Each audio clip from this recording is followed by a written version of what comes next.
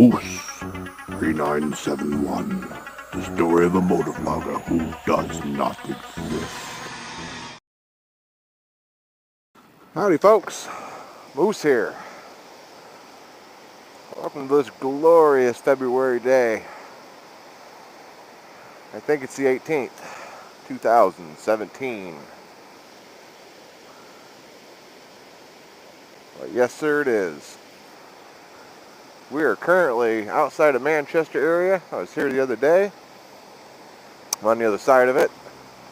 You're looking at the waterfall. The village of Manchester. Got a brand new mount for the GoPro. Hero 3 here on my dash handlebars. Let's see if we can get that zeroed in. So it's actually recording me here in a minute, but it's recording the sound. I'm recording the video on my mask.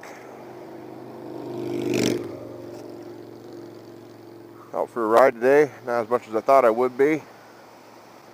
Kind of fell asleep after I went to tutoring or help with accounting this morning at Baker, of which most everybody in the class is just about not passing. What does that tell me? It doesn't tell me we're not doing our work. It tells me our teacher sucks. But we'll just zero this thing in here. I think that'll pick me up. Either way, it will record the sound. And that's more or less the important part. So, get on the road here and get my asses back home because dinner's going to be ready soon.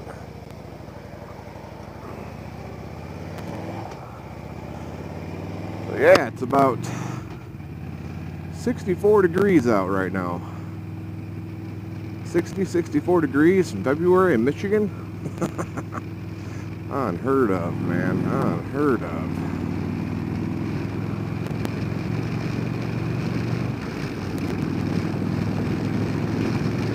And so I was able to get the phone. What the hell am I talking about? I was able to get the bike out for a little jaunt. Tried to get the cameras out and talk to y'all for a minute.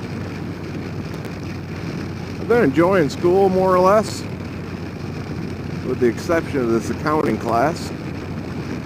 Cultural diversity class is pretty interesting. Gives me the ability to think of things that I normally wouldn't spend my time thinking about too often. Kind of broaden your horizons a little bit, I guess you could say.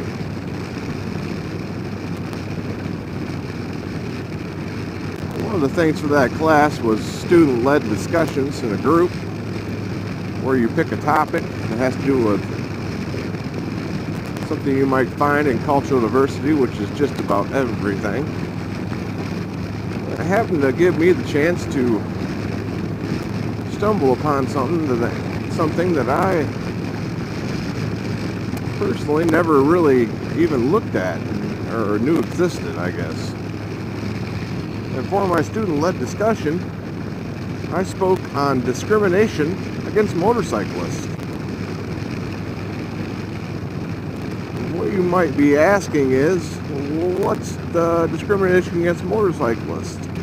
Well, there's a few different things, but the one I'm going to speak on today has to do with motorcycle checkpoints. Motorcycle checkpoints have to do with the police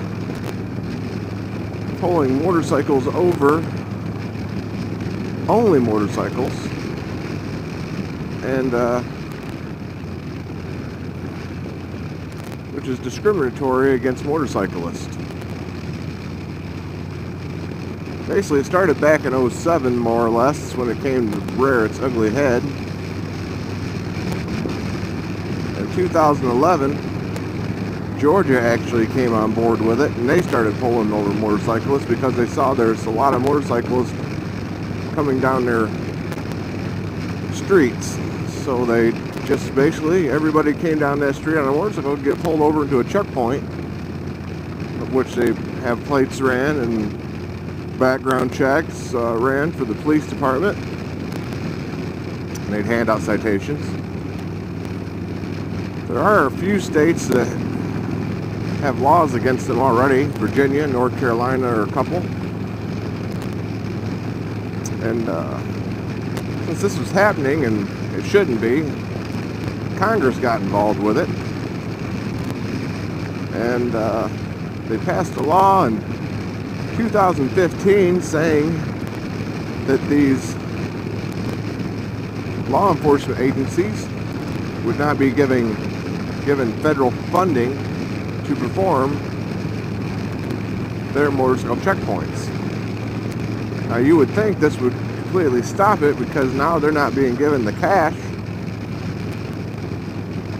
by the government to perform these checkpoints.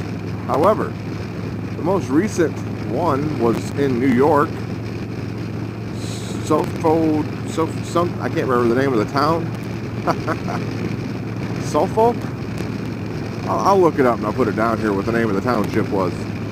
But basically, the troopers, state police, county sheriffs, actually I believe it was the county sheriff and stuff, did a checkpoint down a certain stretch of highway in New York State. And out of 169 different motorcycles that were brought into this checkpoint, there were 56 citations given. Now, as someone who rides, and I'm sure as many of you who ride and watch this video, it kind of pisses me off a little bit. Why am I being picked on just because I happen to prefer transportation on two wheels? I never ran into it in Michigan. However, I have been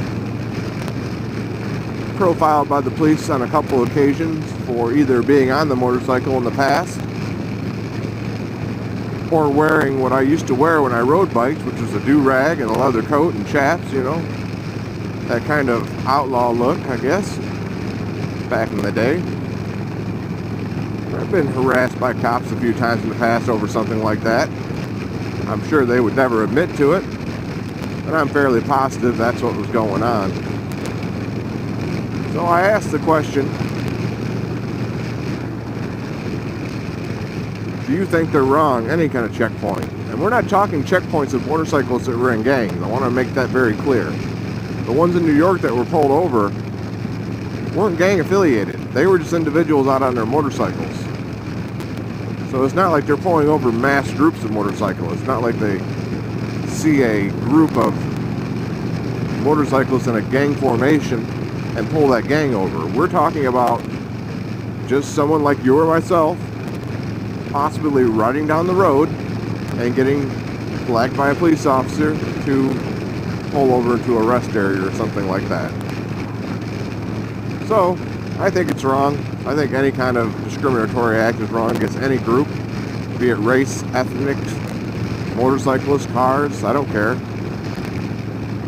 Those are my feelings and my opinions, and you're welcome to your own, of course, but I am curious, out of the individuals out there watching this video, have you ever been picked on for riding a motorcycle by the police?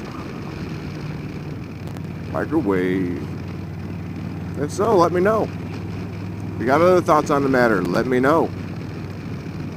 If you like this video, watch some more of mine. I appreciate your time. Until next time, you guys keep it upright and keep it safe.